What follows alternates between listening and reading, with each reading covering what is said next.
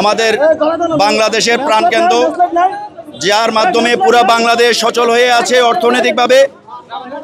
আমাদের ওই বন্দরকে বিদেশিদের হাতে তুলে দেওয়ার বিরুদ্ধে আমরা আমাদের আজকে মশাল মিছিল করতেছি। আমরা যে কোনো মূল্যে আমাদের এই বন্দরকে, এই দেশের স্বর্ণ মহলকে আমরা রক্ষা করব এবং বিদেশিদের হাত থেকে, কুচক্রীদের হাত থেকে আমাদের এই বন্দরকে আমরা রক্ষা করবো ইনশাল্লাহ।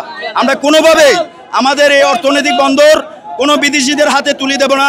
এটা আমরা সকলে মিলে, সমগ্র বাংলাদেশের আপামর জনতা সকলে মিলেমিশে যেন আমরা এটা প্রতিজ্ঞা করি।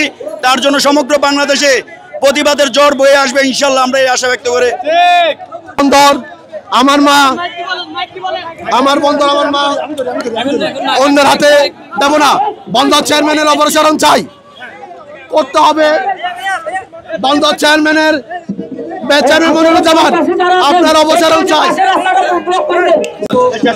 চট্টগ্রাম বন্দরকে ওই বিদেশিদের হাতে দিয়ে বাংলাদেশকে সমৃদ্ধশালী করার পথে তারা বারবার তালাবদ্ধ করতে যাচ্ছে।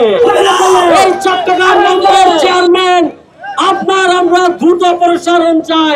কোন স্বার্থের কারণে আপনি এই চট্টগ্রাম বন্দরকে অন্যের হাতে তুলে দিতে চাচ্ছেন? বাংলাদেশ সমৃদ্ধশালী হওয়ার প্রথম দ্বার হচ্ছে এই চট্টগ্রাম বন্দর। কোন স্বার্থের কারণে আপনি এই বন্দরকে বিদেশিদের হাতে তুলে দিতে চান? কোন স্বার্থের কারণে আপনি ডিপি ওয়ার্ল্ডকে এই বন্দর তুলে দিতে চান?